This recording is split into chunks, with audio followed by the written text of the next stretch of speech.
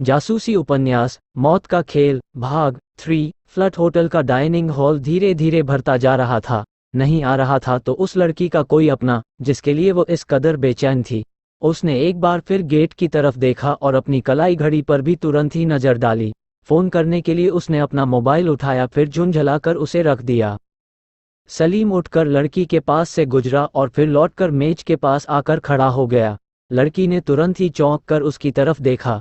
शायद उसे लगा था कि जिसका उसे इंतजार है वह शख्स आ गया है। सलीम ने बड़ी बेतकल्लुफी से पूछा, पहचाना? लड़की ने उसे अजीब सी नज़रों से घूरते हुए जवाब दिया, नहीं। कौन हैं आप? मुझे नहीं पहचाना? अरे अभी तो मैं आपके सामने से गुजरा था। सलीम के लहजे में बेतकल्लुफी कायम थी। लड़की ने बेसाख्ता हंसते हुए कहा, फ्लर्ट कर रहे हो?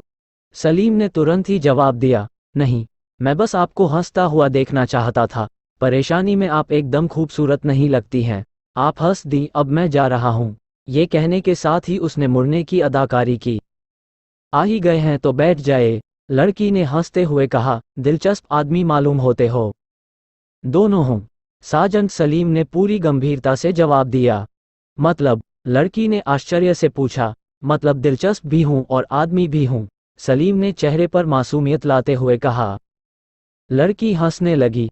सलीम ने कुर्सी पर बैठते हुए कहा, मेरा नाम डॉक्टर नो है। मैं उदासी पर रिसर्च कर रहा हूँ। ये कैसा नाम है? लड़की ने ताज्जुब से पूछा। फिर उसने हंसते हुए कहा, मुझे बना रहे हैं, है न?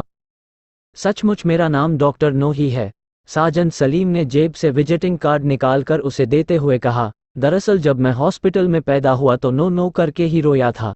इससे लेडी डॉक्टर बहुत खुश हुई। उसने मेरा नाम डॉक्टर नो रख दिया।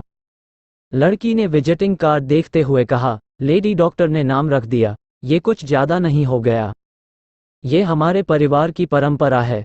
हमारे यहाँ बच्चे की पैदाइश कराने वाले डॉक्टर ही बच्चों के नाम रखते हैं, सलीम ने पूरी गंभीरता से लड़की को बताया। लड़की उसे ताज्जुब से देखने लगी, जैसे वह तय करना चाहती हो कि सामने बैठा आदमी सच बोल रहा है या फिर वह क्रैक है।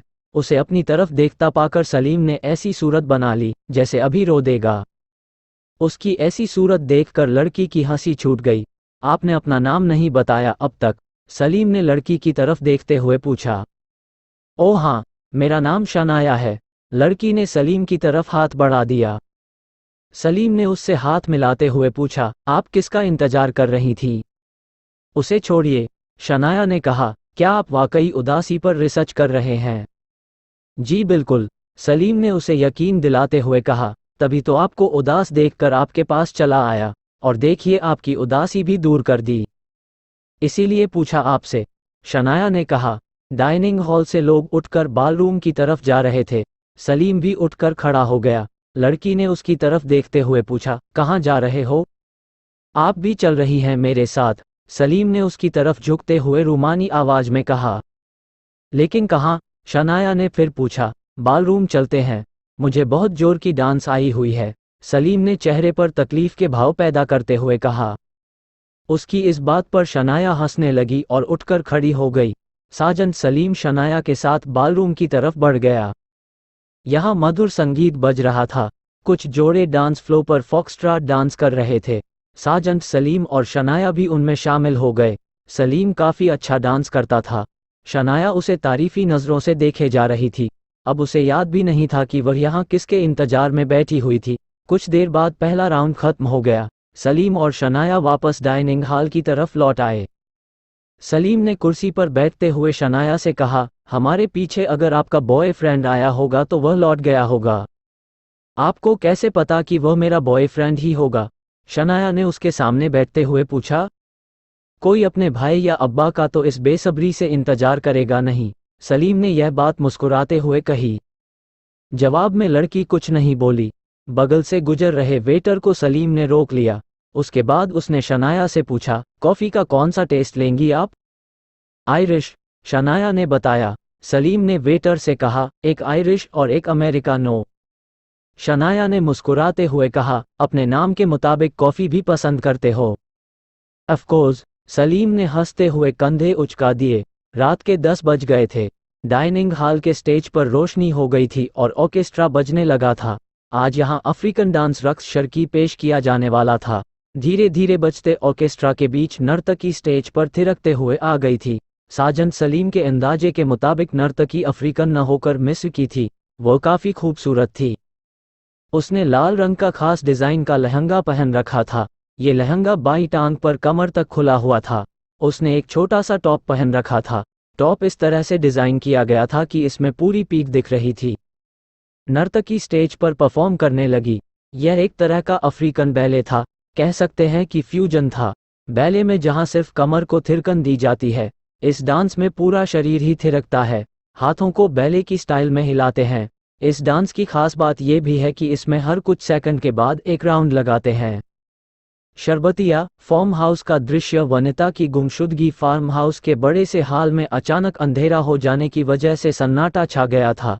लोगों की समझ में नहीं आया कि लाइट कैसे चली गई। कुछ सेकंड के बाद हॉल के स्टेज पर गोले की शक्ल में रोशनी पड़ने लगी। ये रोशनी धीरे धीरे रेंग रही थी। रोशनी के गोले के बीच में एक बड़ी सी गेंद सरकती हुई स्टेज के बीच में आ गई। लोगों ने ध्यान से देखा तो उस पारदर्शी गेंद के भीतर एक लड़की थी। संगीत धीरे धीरे बजने लगा था, साथ ही लड़की के हाथ पैर थिरकने लगे थे।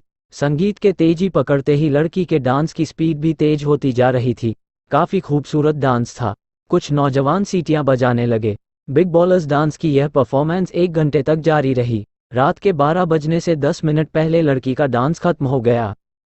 जिन मेहमानों के जाम खाली हो गए थे, उन्होंने नए पैक थाम लिए थे। घड़ी की सुई धीरे धीरे सरकती जा रही थी। कुछ सेकंड बाद ही घड़ी की सुई अगले साल में प्रवेश करने वाली थी।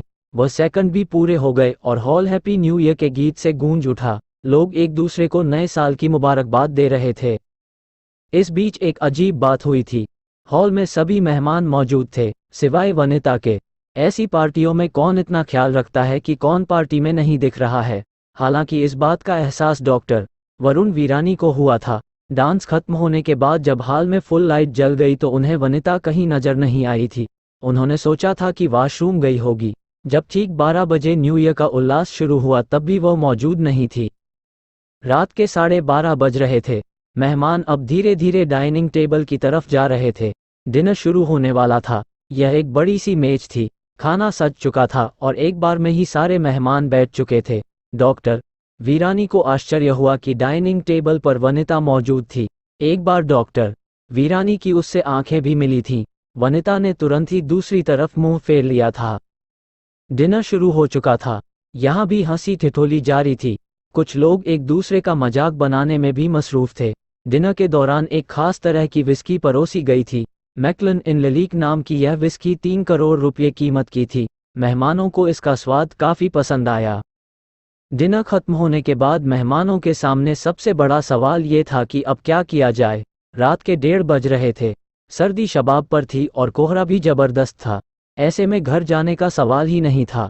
हालांकि कोठी में सभी के लिए सोने का इंतजाम था, लेकिन कोई भी सोकर रात गुजारने के हक में नहीं था।